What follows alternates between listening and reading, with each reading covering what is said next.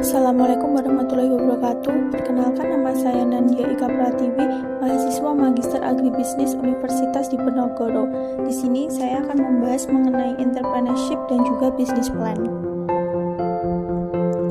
Sebelum kita berlanjut ke topik bahasan kita harus mengetahui dulu apa itu entrepreneurship, di mana entrepreneurship berasal dari bahasa Prancis, yaitu entreprendre, yang artinya berusaha atau mengusahakan. Dalam Encyclopedia of America tahun 1984, berarti pengusaha yang memiliki keberanian untuk mengambil resiko dengan menciptakan produksi, termasuk modal, tenaga kerja, bahan baku, dan dari usaha bisnis yang mendapatkan profit. Salah satu bentuk entrepreneurship dalam bidang agribisnis yaitu dengan perencanaan agribisnis, di mana perencanaan agribisnis adalah usaha sistematis untuk mencapai alternatif-alternatif baru disertai dengan perhitungan konsekuensi finansial terhadap hasil dan biaya dalam bisnis pertanian dengan periode tertentu dan tujuan tertentu, di mana bentuk perencanaan agribisnis dapat terbagi dalam 3 aspek. Yang pertama, on-farm, subsistem yang melaksanakan usaha tani untuk menghasilkan produk pertanian primer, seperti usaha tani tanaman pangan dan juga usaha ternak. Yang kedua, off-farm, subsistem yang melaksanakan proses praproduksi, pengolahan agroindustri, dan pemasaran produk. Yang ketiga, supporting, yaitu subsistem sebagai jasa dan menunjang, seperti sarana dan prasarana, serta pembinaan. Sehingga dalam melakukan sebuah perencanaan agribisnis harus pula dilakukan business plan. Apa itu business plan? Business plan yaitu dokumen tertulis yang menjelaskan sifat bisnis, strategi bisnis, latar belakang bisnis, dan juga proyeksi keuntungan.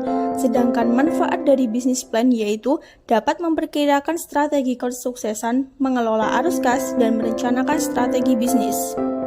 Ada beberapa hal yang perlu diperhatikan dalam membuat business plan. Yang pertama, perbanyak riset. Hal ini menjadi penting untuk mengidentifikasi hal-hal baru, pemecahan masalah, dan bentuk penafsiran akan sesuatu. Yang kedua, company profile digunakan untuk memberitahu keberadaan sebuah perusahaan dengan informasi-informasi yang terperinci. Yang ketiga, tujuan bisnis akan memberikan panduan dalam pengambilan keputusan dan membantu dalam mengukur kinerja bisnis. Yang keempat, dokumen-dokumen perusahaan. Hal ini menjadi penting untuk menjamin kepastian hukum dan untuk melindungi kepentingan para pihak dalam hubungan hukum. Selanjutnya ada produk bisnis. Pemahaman tentang produk yang akan dijual akan memberikan informasi produk yang detail sehingga proses pemasaran dapat berjalan dengan lancar. Selanjutnya ada marketing plan. Hal ini menjadi penting agar dapat mengukur dan memproyeksikan keuntungan yang akan didapat.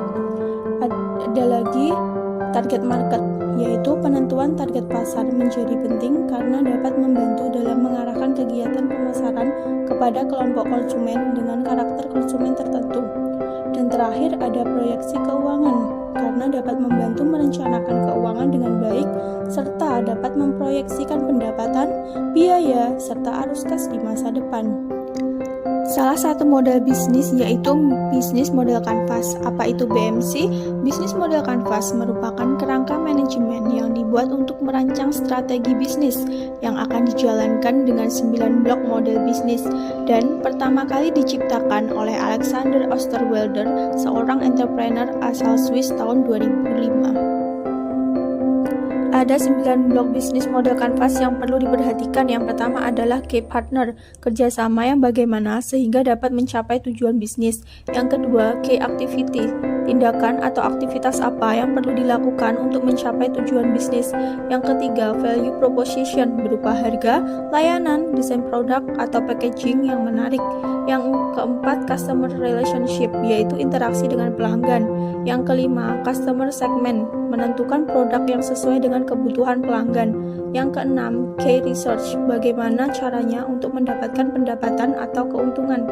Yang ketujuh yaitu channel, membuat first impression yang baik dan membangun komunikasi dengan pelanggan. Yang kedelapan, cost structure, identifikasi semua biaya pemasukan dan juga pengeluaran. Yang terakhir ada revenue stream, yaitu untuk menuliskan sumber daya yang dibutuhkan dalam membangun sebuah bisnis. Terima kasih atas perhatiannya. Saya ucapkan Assalamualaikum warahmatullahi wabarakatuh.